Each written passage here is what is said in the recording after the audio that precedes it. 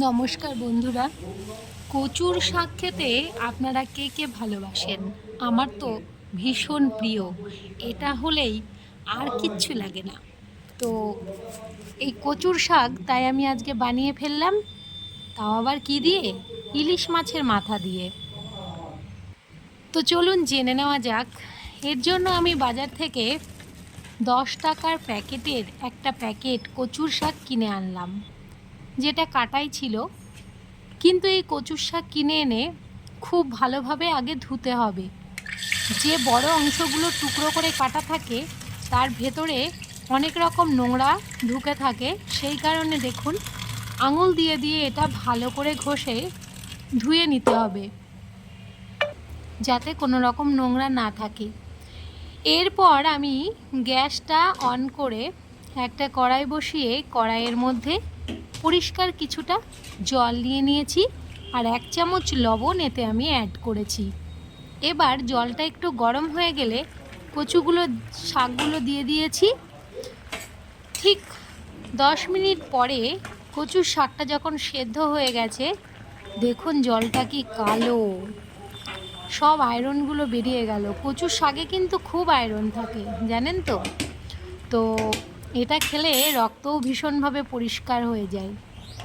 কচুর শাকটা মধ্যে আমি 1 চামচ হলুদ দিয়ে দিলাম। কচুর শাকটা যেহেতু সেদ্ধ হয়ে গেছে, সেহেতু আমি এবার একটা ঝুড়ির মধ্যে নামিয়ে নিচ্ছি।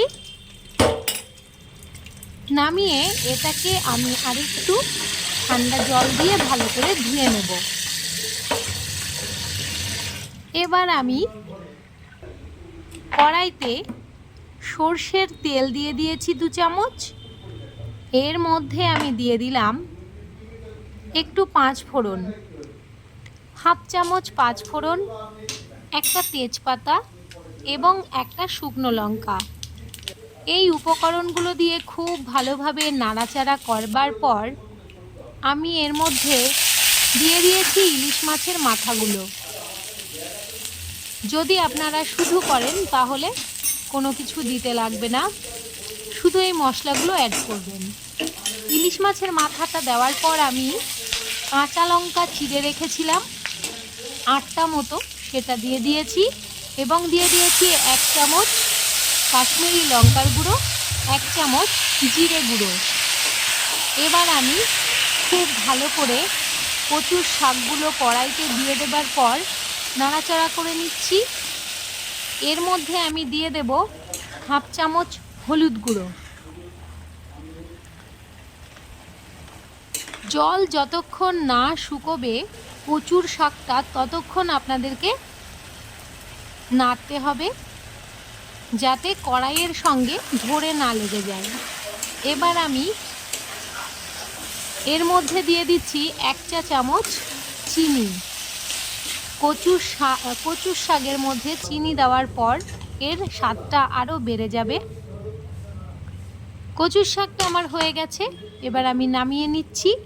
গরম গরম ভাতের সঙ্গে আপনারা এই কচুর শাক পরিবেশন করতে পারেন, দুর্দান্ত লাগে এবং কচুর শাক খাওয়াও ভীষণ উপকার। জলটা একদম শুকিয়ে নিয়েছি, দেখুন কেমন লাগলো অবশ্যই কিন্তু আপনারা জানাবেন।